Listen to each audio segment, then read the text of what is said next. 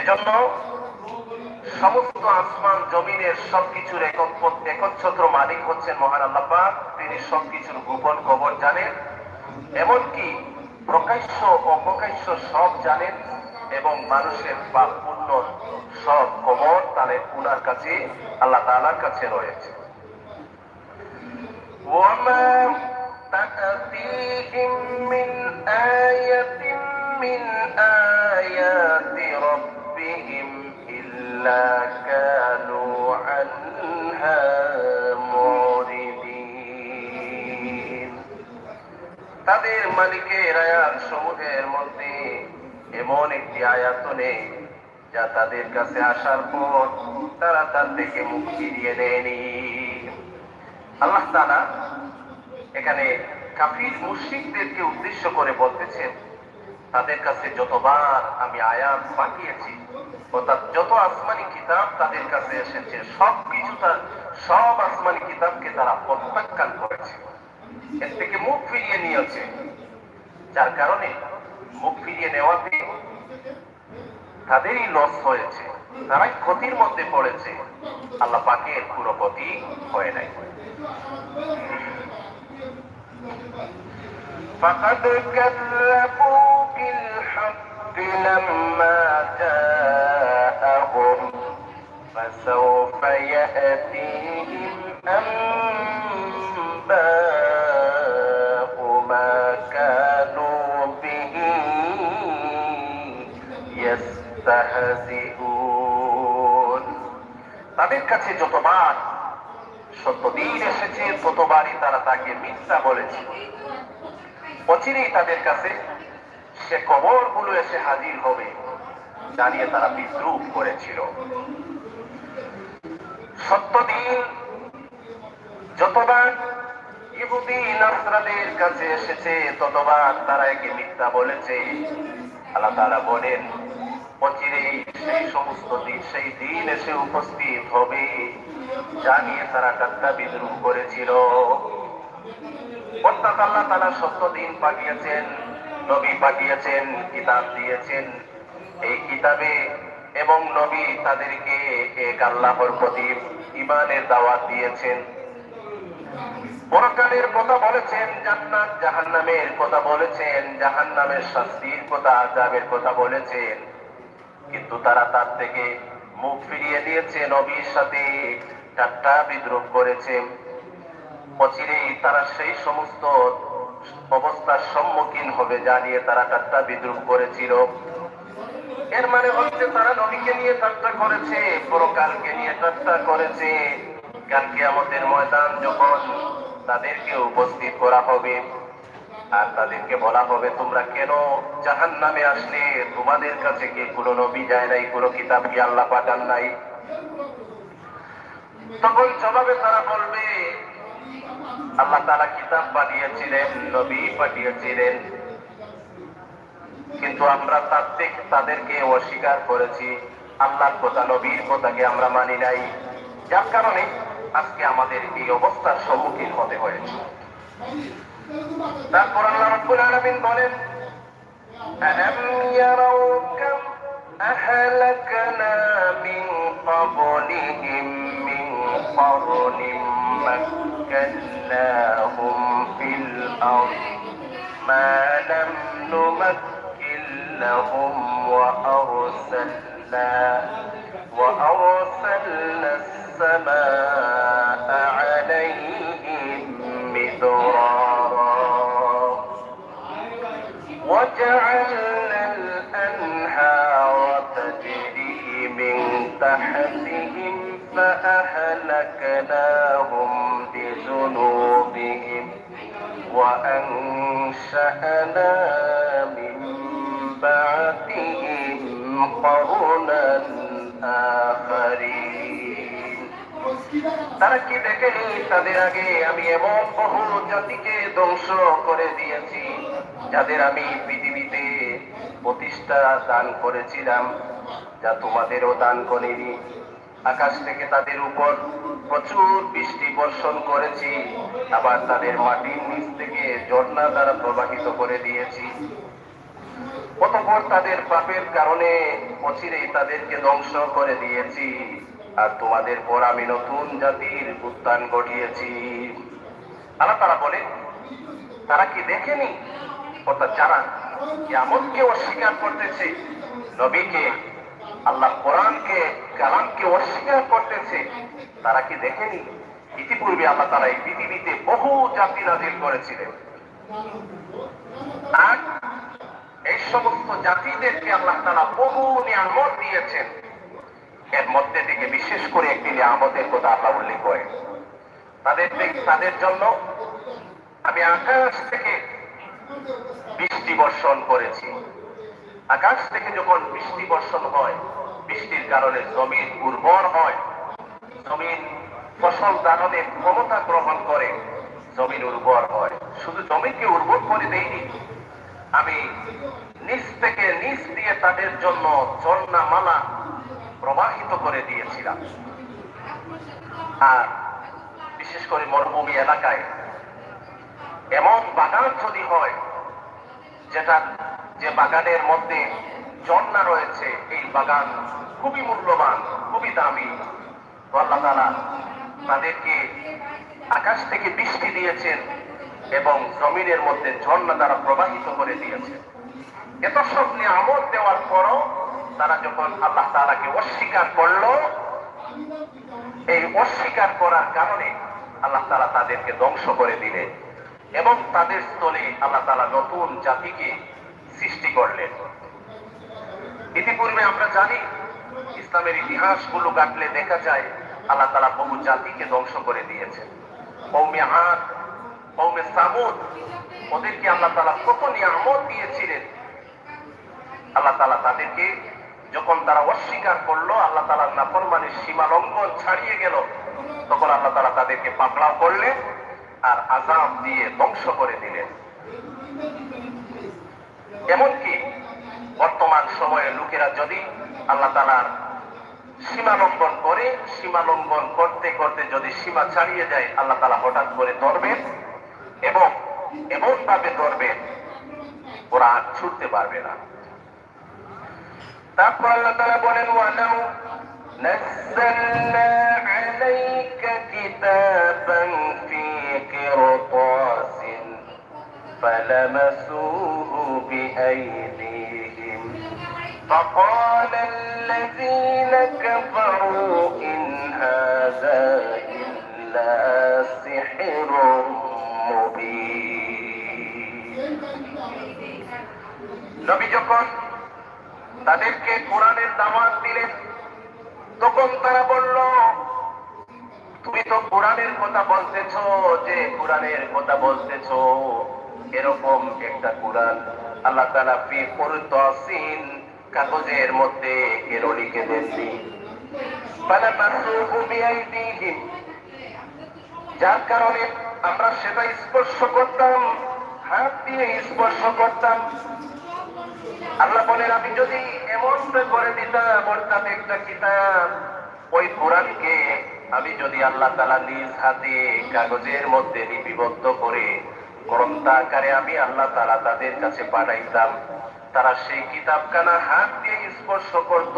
ফালামাসুহু বিআইদিহিম, হাত দিয়ে স্পর্শ করত, আর স্পর্শ করে যে কথা বলতো, ফাকালা আল্লাযীনা কাফারু ইন হাযা ইল্লা সিহরুম মুবিন। ওরা বলতো, এটা তো সুস্পষ্ট জাদু ছাড়া কিছু নয়। নাউযুবিল্লাহ। অর্থাৎ আল্লাহ তাআলা এই কোরআনকে একটা কাগজে, একটা গ্রন্থাকারে লিখে দেন নাই কেন? এটা ছিল তাদের প্রশ্ন। আল্লাহ বলেন, আমি যদি এমনটা করতাম তাহলে সেই কিতাবটা তার হাতে নিত, স্পর্শ করত আর বলতো, ইন হাযা ইল্লা সিহরুম মুবিন, এটা তো সুস্পষ্ট জাদু। নাউযুবিল্লাহ। এরপরও তারা বিশ্বাস করতো না, ঈমান আনতো না।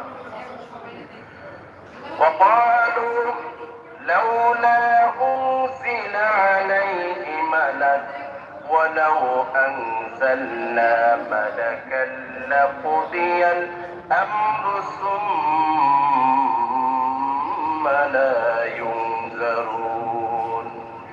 তারা বলে, নবীর প্রতি কোন ফেরেশতা নাজিল করা হলো না কেন? আমি যদি সত্যি কোনো ফেরেশতা পাঠাতাম তাহলে আযাবের ফয়সালা তখনই হয়ে যেত, এরপর তো আর তাদেরকে কোনো অবকাশ দেওয়া হতো না। প্রথমে বলল আল্লাহ তাআলা এই কিতাবখানা কেন একটা গ্রন্থাকারে কাগজের মধ্যে লিখে দিলেন না? তখন নবী আলাইহিস সালাম তাদেরকে এই আয়াতটা পড়ে শোনালেন যে যদি আমি এমনটা, আল্লাহ তাআলা বলেছেন যে আমি এমনটা যদি করতাম তাহলে তারা এটাকে জাদু বলতো। তখন আবার প্রশ্ন করলো যে আল্লাহ তাআলা ঠিক আছে গ্রন্থাকারে দেন নাই, কিন্তু আপনি যে বলতেছেন নবী বা আল্লাহ তাআলা কিতাব বলতেছেন কোরআন, এটা সত্যতার জন্য আল্লাহ তাআলা কেন একজন নবীকে, কেন একজন ফেরেশতাকে সাক্ষী হিসাবে কেন পাঠালেন না? এই প্রশ্ন তারা করলো। তখন জবাবে আল্লাহ তাআলা বলে আমি যদি এমনটা করতাম, অর্থাৎ নবীর সাথে কোরআনের সাথে এর সত্যতার জন্য, সত্যায়নের জন্য আমি কোন ফেরেশতা পাঠাইতাম, আর তারপরও ওরা এর প্রতি বিশ্বাস স্থাপন করতো না, মুখ ফিরিয়ে নিত, তাহলে সাথে সাথে আমি তাদেরকে পাকড়াও করতাম, সাথে সাথেই তাদেরকে আযাব দিয়ে দিতাম। যার কারণে আমি আল্লাহ এমনটা করিনি। وَلَوْ جَعَلْنَاهُ مَلَكًا لَجَعَلْنَاهُ رَجُلًا وَلَلَبَسْنَا عَلَيْهِمْ مَا يَلْبِسُونَ। এছাড়া আমি যদি সত্যি ফেরেশতা পাঠাতাম তাকেও তো মানুষ বানিয়ে পাঠাতাম, আর যেমন এরা সন্দেহ করছে তখনও আমি এমনি ভাবে তাদের মনের উপর সন্দেহ বসিয়ে দিতাম। আর ফেরেশতা যদি আল্লাহ পাঠাতেন সত্যায়নের জন্য, তাহলে ফেরেশতাকে তো ফেরেশতার আকৃতিতে আল্লাহ পাঠাতে পারেন না, ওনাকে মানুষের আকৃতিতে আল্লাহ তাআলা এই দুনিয়ায় পাঠাতেন। ফেরেশতার আকৃতিতে পাঠাতে অসুবিধা কি? কারণ ফেরেশতা হচ্ছে নূরের তৈরি, আর ওই নূর মানুষের চোখ সেটা সহ্য করতে পারবে না। এজন্য আল্লাহ বলেন আমি যদি ফেরেশতা পাঠাইতাম তাহলে মানুষের আকৃতিতে পাঠাইতাম। এখানে আরেকটি ঘটনা মনে পড়লো। একদিন নবী করিম সাল্লাল্লাহু আলাইহি সাল্লাম জিবরাইল আলাইহিস সালামকে বললেন, জিবরাইল তুমি এই যে মুহূর্তের মধ্যে আমার কাছে আসো, যাও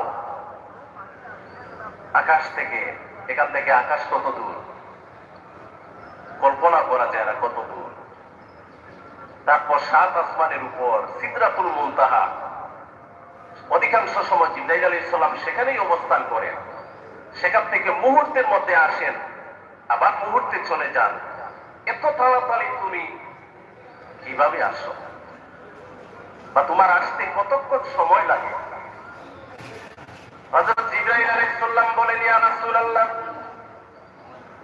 সিদরাতুল মুনতাহা থেকে পৃথিবী পর্যন্ত আপনার পর্যন্ত আসতে কত সময় লাগে সেটা আমি বলতে পারবো না, তবে একটা ঘটনা থেকে আপনি বুঝতে পারবেন। ঘটনাটি হলো ইউসুফ আলাইহিস সালাতু ওয়াস সালামকে ওনার ভাইয়েরা যখন কুয়ার মধ্যে ফেলে দিয়েছিল, কুয়ার মধ্যে ফেলে দিয়েছে, জিবরাইল আলাইহিস সালাম তখন সিদরাতুল মুনতাহা, ৭ আসমানের আরো বহু উপরে সিদরাতুল মুনতাহা ফেলে দিয়েছে কুয়ার মধ্যে। তখন আল্লাহ তাআলা জিবরাইল আলাইহিস সালামকে প্রশ্ন করলেন, আমার নবী ইউসুফ কুয়ার নিচে পড়ার আগে উনাকে তুমি হেফাজত করো। তখন আমি জিবরাইল সিদরাতুল মুনতাহা থেকে রওনা দিলাম ইউসুফ আলাইহিস সালামকে রক্ষা করার জন্য, যাতে উনার বডি গিয়ে কুয়ার নিচে না পড়ে, পানি স্পর্শ না করে। আমি সিদরাতুল মুনতাহা থেকে ইউসুফ আলাইহিস সালাম কূপের নিচে পৌঁছার আগে আমি জিবরাইল এসে পৌঁছে গেলাম। সুবহানাল্লাহ। এই গেল এই ঘটনা। জিবরাইল আলাইহিস সালাম কত সুন্দর বয়ান শোনায়। আরেকটি ঘটনা, জিবরাইল আলাইহিস সালাম বলেন, ইব্রাহিম আলাইহিস সালাম যখন ইসমাঈল আলাইহিস সালামের গলা কাটার জন্য ছুরি চালানো শুরু করেছিলেন, তখন আল্লাহ আমাকে নির্দেশ দিলেন,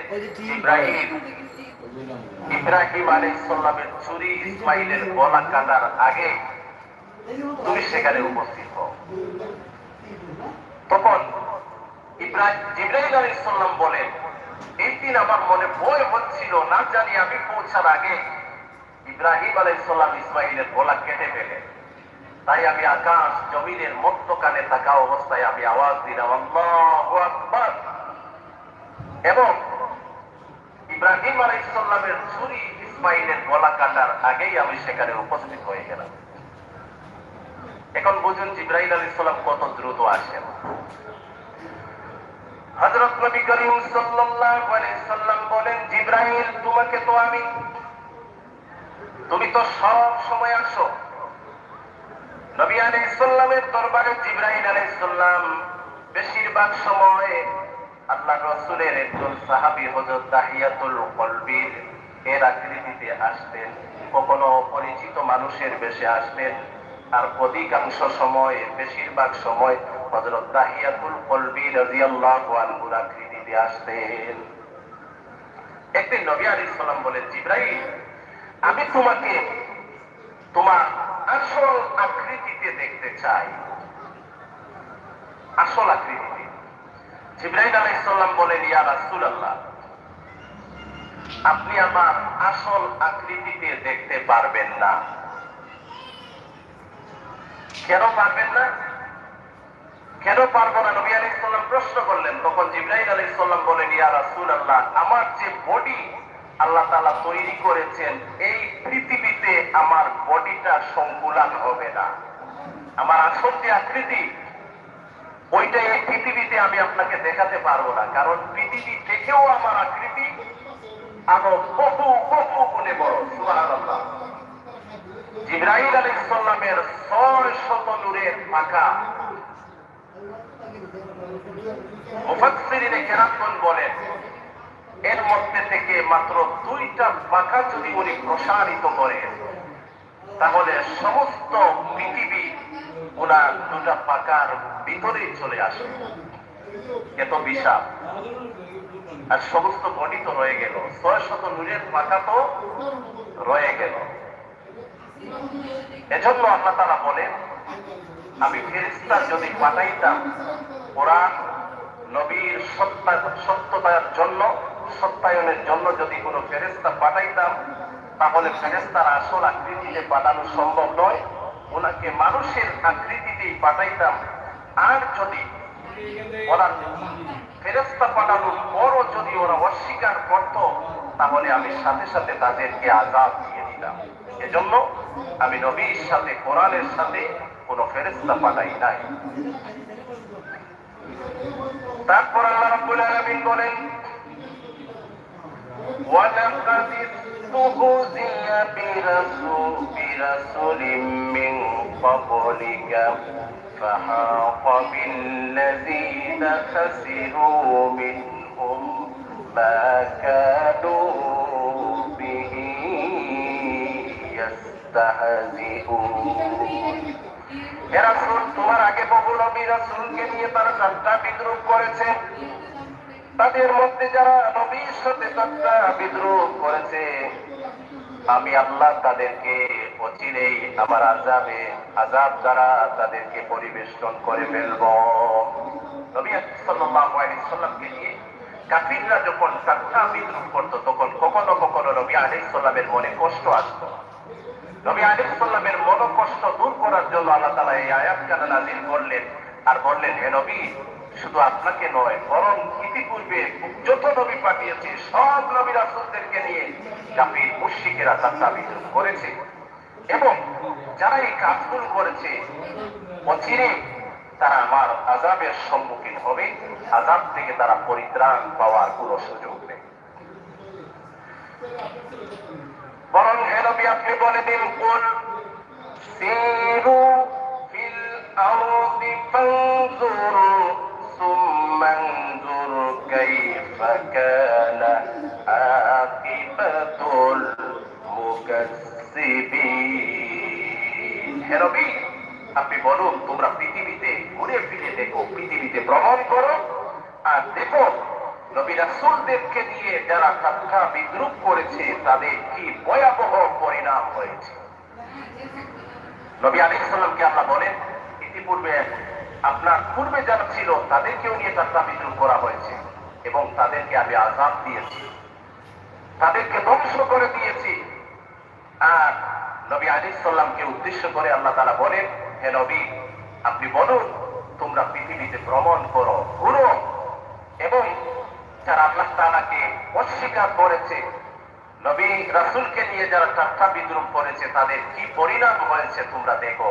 পৃথিবীর বিভিন্ন দেশ ঘুরো আর অবিশ্বাসীদের সাথে আল্লাহ কিরূপ আচরণ করেছেন সেটা দেখো, তার থেকে শিক্ষা অর্জন করো। কওমে আদ, কওমে সামুদ এবং বিভিন্ন জাতিকে আল্লাহ তাআলা আযাব দিয়ে কিভাবে ধ্বংস করেছেন সেটা দেখো, তার থেকে শিক্ষা নাও এবং তার থেকে শিক্ষা নিয়ে নিজের জীবনে বাস্তবায়ন করো, সেই মোতাবেক জীবন পরিচালনা করো, যাতে করে আল্লাহর আযাবের সম্মুখীন, আল্লাহর গজবের সম্মুখীন হতে না হয়। তারপর আল্লাহ রাব্বুল আলামিন বলেন, কুল লিমান মা ফিস সামাওয়াতি ওয়াল আরদ কুলিল্লাহ কাতাবা আলা নাফসিহির রাহমা লা ইয়াজমা'annaকুম ইলা ইয়াউমিল কিয়ামাতি লা রাইবা ফীহি الذين خسروا أنفسهم فهم لا يؤمنون। হে নবী আপনি তাদেরকে জিজ্ঞেস করুন, আসমান সমূহ ও জমিনে যা আছে সব কার? তুমি বলো এই সব কিছু আল্লাহ পাকের জন্য। মানুষের উপর দয়া করাটা তার নিজের উপর কর্তব্য বলে স্থির করে নিয়েছেন। কিয়ামতের দিন তিনি তোমাদের অবশ্যই জয় করবেন, এতে কোনো সন্দেহ নেই। যারা নিজেরাই নিজের ক্ষতি সাধন করেছে তারা এই দিনকে বিশ্বাস করতে চায় না। আল্লাহ তাআলা এখানে কয়েকটি কথা বলেছেন। নবী আলাইহিস সালামকে উদ্দেশ্য করে আল্লাহ বলেন, হে নবী আপনি তাদেরকে জিজ্ঞেস করুন যারা আপনাকে মানে না, কোরআন মানে না, দ্বীন ইসলাম মানে না, তাদেরকে আপনি জিজ্ঞেস করুন আসমান জমিনে যা কিছু আছে এগুলো কার? এগুলোর মালিকানা কার? এগুলোর খালিক, মালিক, স্রষ্টা কে? এবং সবকিছু আল্লাহ তাআলার জন্য। কুলিল্লাহ, সবকিছু আল্লাহ তাআলার জন্য। কাতাবা আলা নাফসিহির রাহমা, সৃষ্টি জগতের প্রতি করুণা করা, দয়া করা, এটা আল্লাহ তাআলা তার নিজের জন্য কর্তব্য করে নিয়েছেন। এজন্য কোরআন হাদিসে অনেক জায়গায় আল্লাহ তাআলা বারবার সতর্ক করে বলতেছেন, তোমরা নেক আমল করো, জাহান্নাম থেকে বাঁচো, জান্নাত লাভের জন্য সচেষ্ট হও, চেষ্টা করো, ফিকির করো, মেহনত করো। আল্লাহ তাআলা বড় আদর করে, মায়া করে নিজ হাতে বনি আদমকে বানিয়েছে। আদম আলাইহিস সালামকে নিজ হাতে আল্লাহ তাআলা বানিয়েছেন, আপন কুদরতি হাতে।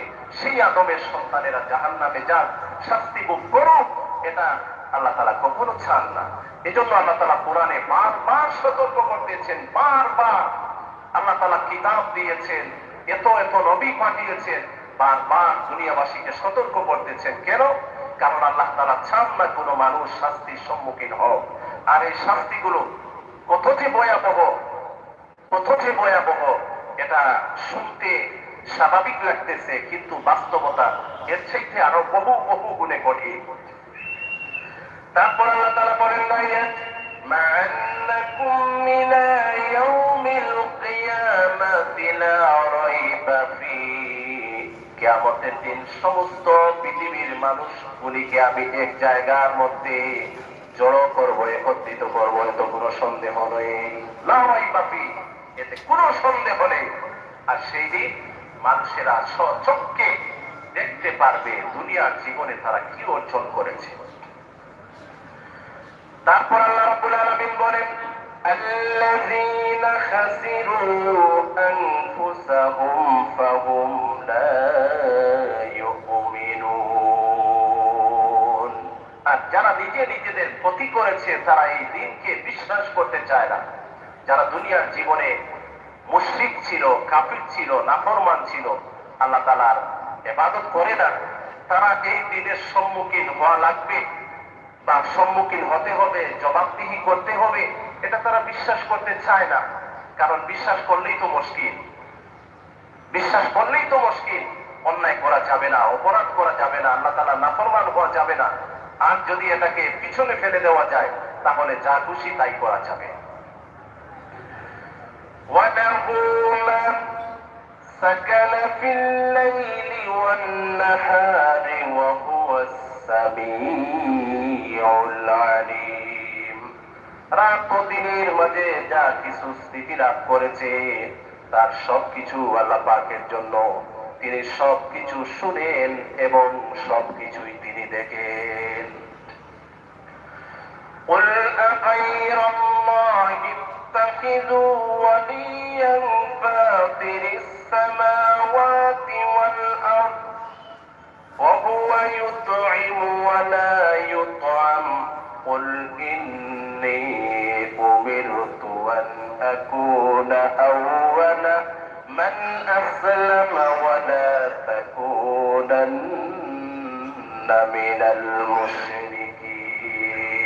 হে নবী, আপনি বলুন, আমি কিতাব কিভাবে আসমান এবং জমিনের, আমি আল্লাহ তাআলা কিভাবে আসমান এবং জমিনের মালিক আল্লাহ তাআলাকে বাদ দিয়ে অন্য কাউকে নিজের পৃষ্ঠপোষক বানিয়ে নেব, অথচ তিনি সবাইকে আহার যোগান, তাকে কোন রকমের আহার যোগান দিতে হয় না, বলো আমাকে আদেশ দেওয়া হয়েছে যেন সবার আগে আমি তার আনুগত্য করি, এবং আমাকে আরো আদেশ দেওয়া হয়েছে যেন আমি মুশরিকদের মধ্যে শামিল হয়ে না যাই।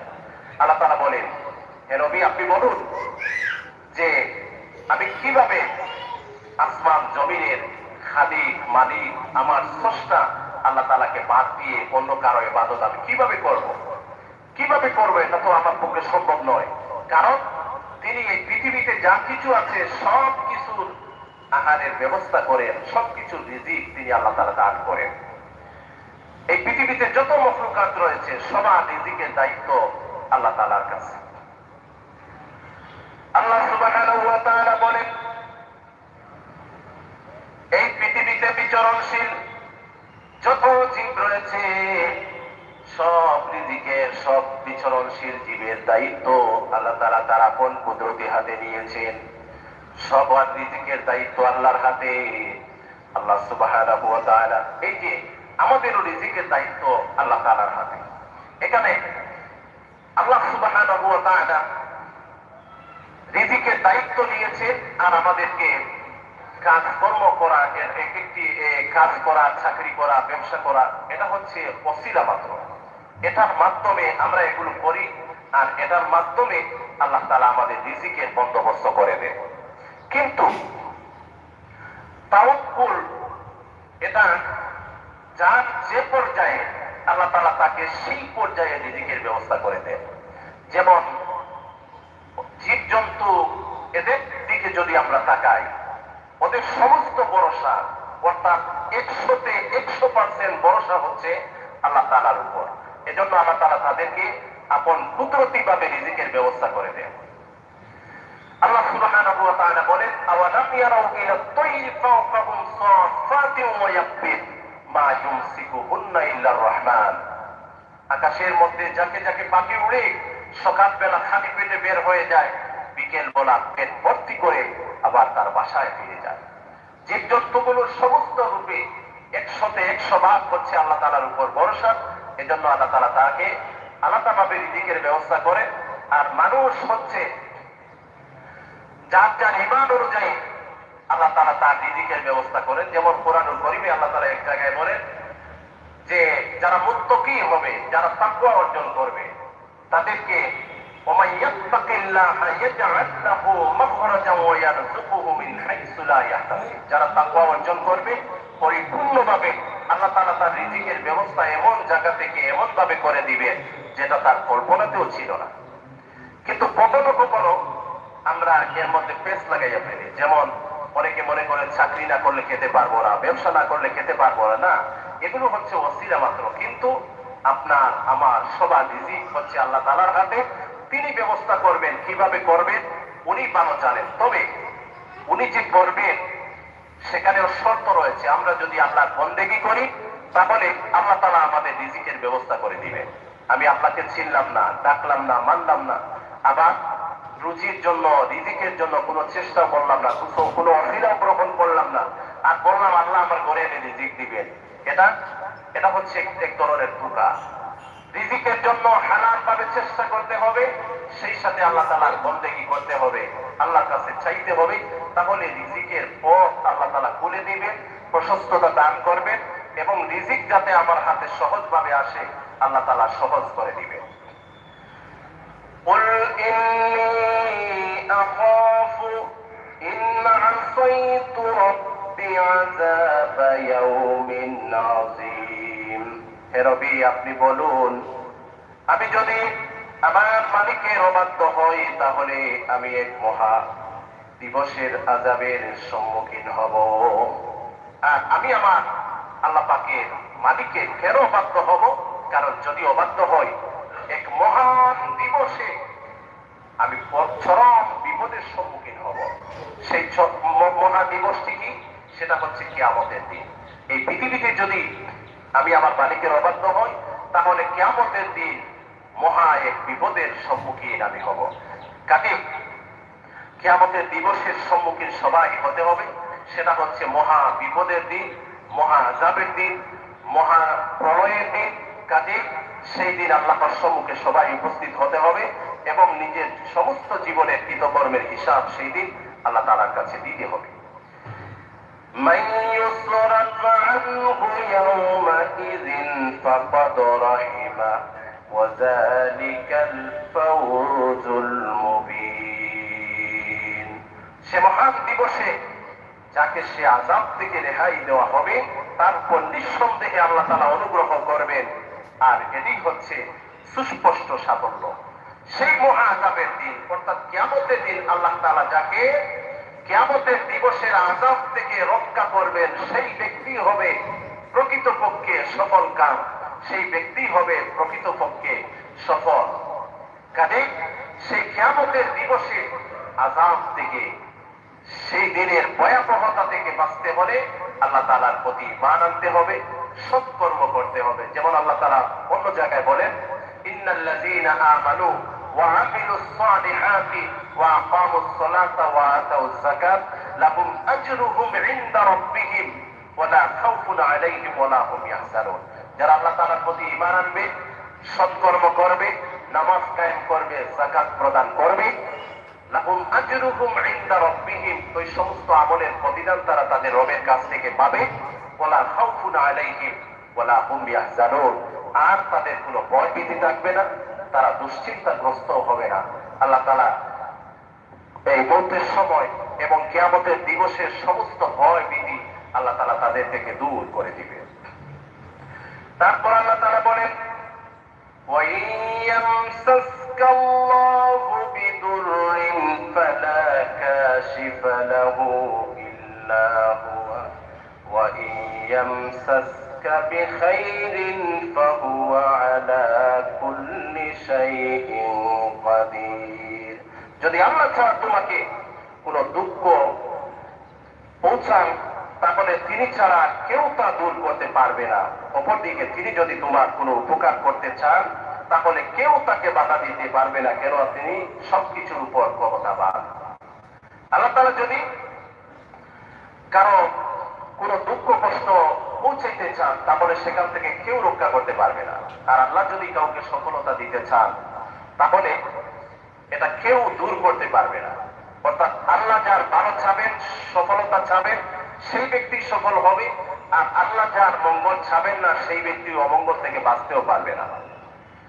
এটা হচ্ছে কোরআনুল কারীমের এমন একটি আয়াত। হযরত তাকি উসমানী দামাত বারাকাতুহুম বলেন, আমার কাছে একজন লোক আসলো যে ছিল ক্যান্সার রোগী। তখন আমার কাছে সে এই রোগ থেকে বাঁচার জন্য কোনো আমল চাইল। আমি তাকে প্রতি 5 ওয়াক্ত নামাজের পর এই আমলটা, এই আয়াতটার উপর আমল করতে বলি। তারপর লোকটার সাথে অনেকদিন যাবৎ কোনো দেখা সাক্ষাৎ নেই, হয়তো ভাবছি লোকটা মারা গেছে। আরো কিছুদিন পর লোকটা হঠাৎ করে আমার কাছে আসলো এবং এসে যখন উপস্থিত হলো আমি তার অবস্থা জিজ্ঞেস করলাম। তখন জিজ্ঞেস করার পর সে বলল সে ক্যান্সার থেকে পরিপূর্ণরূপে সুস্থতা লাভ করেছে। আমি বললাম সেটা কিভাবে? তখন সেই ব্যক্তিটি বলল, আপনি যে আমল শিখিয়ে দিয়েছিলেন ওই আমলটার উপর আমি নিয়মিত আমল করেছি, যার কারণে আল্লাহ তাআলা আমাদেরকে এই ক্যান্সার দূর করে সম্পূর্ণরূপে আমাকে সুস্থতা দান করেছে। যে কোনো জটিল কঠিন অসুস্থতার সম্মুখীন যদি কেউ হন, তাহলে 5 ওয়াক্ত নামাজের পর এই আয়াতটা পড়বেন 3 বার। দিনে পড়ে 2 হাতের তালুতে ফুঁক দিবেন, ফুঁক দিয়ে মাথা থেকে নিয়ে পা পর্যন্ত যত শরীরে যতখানি হাত পৌঁছে এই সমস্ত শরীরটা মুছবেন। যত বড় যত কঠিন অসুখ বিসুখ হোক, ইনশাআল্লাহ ইয়াকিন এবং বিশ্বাসের সাথে যদি আমল করেন, আল্লাহ তাআলা আপনাকে অবশ্যই ফলাফল দান করবেন। ওয়া ইন ইয়ামসাসকাল্লাহু বিদুররিন ফালা কাশিফা লাহু ইল্লা হুয়া ওয়া ইন ইয়ামসাসকা বিখাইরিন ফাহুয়া আলা কুল্লি শাইইন কাদির। এই আয়াতটা যদি কারো প্রয়োজন হয়, তাহলে এটা হচ্ছে সূরা আনআমের 17 নম্বর আয়াত। কুরআনুল কারীম বাহির করবেন। যদি কারো আমলের প্রয়োজন হয়, তাহলে কুরআনুল কারীম বাহির করবেন, সূরা আনআমের 17 নম্বর আয়াত বাহির করে সেটা মুখস্থ করে নিয়ে আমল করবেন। তারপরও যদি না পারেন, সহযোগিতা লাগে আমাকে বলবেন। আল্লাহ তাআলা সবাইকে যা আলোচনা করলাম শুনলাম আমলের তৌফিক দান করুন। আমিন। ওয়া আখিরু দাওয়ানা আনিল হামদুলিল্লাহি রাব্বিল আলামিন। আল্লাহুম্মা আমিন। ربنا ظلمنا أنفسنا وإن لم تغفر لنا وترحمنا لنكونن من الخاسرين. ربنا لا تزغ قلوبنا بعد إذ هديتنا وهب لنا من لدنك رحمة إنك أنت الوهاب. ربنا ظلمنا أنفسنا وإن لم تغفر لنا وترحمنا لنكونن من الخاسرين. يا الله يا رحمن يا رحيم يا حي يا قيوم يا حي يا قيوم برحمتك نستغيث يا ذو الجلال والإكرام. رب العالمين الله আমরা গুনাহগার, আপনি গফফার, আল্লাহ আপনি তাওয়াব, আল্লাহ আপনি তওবাকারীকে বড় পছন্দ করেন। আল্লাহ আপনি গফফার, আপনি গফুর, আল্লাহ ক্ষমা করাকে আপনি বড় পছন্দ করেন। আল্লাহ আমাদের সমস্ত জিন্দেগির গুনার উপর লজ্জিত হয়ে তুমি মাওলার দরবারে খালিস ভাবে তওবা করলাম। মেহেরবানি করে আমাদের সমস্ত জিন্দেগির গুনাহ খাতাগুলো মাফ ফরমাও। আয় আল্লাহ সমস্ত অঙ্গ প্রত্যঙ্গ গুনার সাগরের মধ্যে ভাসিয়ে গুনার সাগরে হাবুডুবু খাইতে আসি। আল্লাহ আমাদেরকে তুমি গুনাহ থেকে মাগফিরাত দান ফরমাও। আল্লাহ বাকি জিন্দেগি তোমার মকবুল গোলামির তৌফিক দান ফরমাও। রব্বুল আলামিন আয় আল্লাহ আমাদেরকে তোমার রহমত দ্বারা মালামাল ফরমাও। তোমার আযাব আর গজব থেকে হেফাজত ফরমাও। আল্লাহ আমাদের तमाम মুর্দেগানদের মাফ ফরমাও।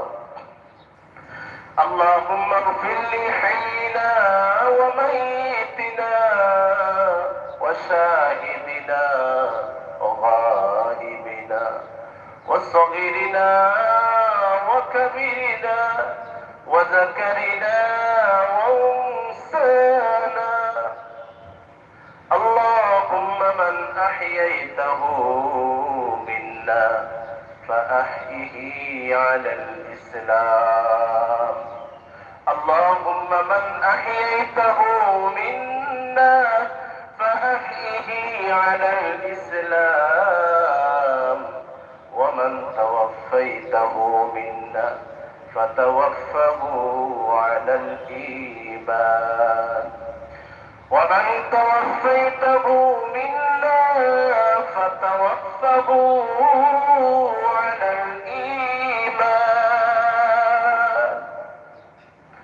আয় আল্লাহ ও মাবুদ আমাদের সমস্ত মুর্দেগানদের মাফ ফরমাও বিশেষ করে আমাদের কবরবাসী মা বাবাকে মাফ ফরমাও তামাম পৃথিবীর মুমিন মুমিনাতদেরকে মাফ ফরমাও আয় আল্লাহ আমাদের তামাম দিনের হাজাত গুলো পূর্ণ ফরমাও তামাম জরুরিয়াত গুলো পূর্ণ ফরমাও তামাম মুশকিলাত গুলো আসান ফরমাও আয় আল্লাহ আমাদের সমস্ত অশান্তি আর পেরেশানিরে দূর ফরমাও আয় আল্লাহ আমাদের বিমারীদেরকে তোমার দারুশ শিফা থেকে শিফা এনায়েত ফরমাও আয় আল্লাহ আমাদের হায়াত ও আমল ও রিজিকের মধ্যে খয়রে বরকত দান ফরমাও আল্লাহ আমাদের তামাম অশান্তি আর পেরেশানিকে দূর ফরমাও রব্বুল আলামিন আয় আল্লাহ বাসাবাড়িতে অনেকেই অসুস্থ উপস্থিত হাজিরিনে মজলিসের মধ্যে অনেকেই অসুস্থ আল্লাহ বেমার নিয়ামতকে শিফা নিয়ামত দ্বারা বদলিয়ে দাও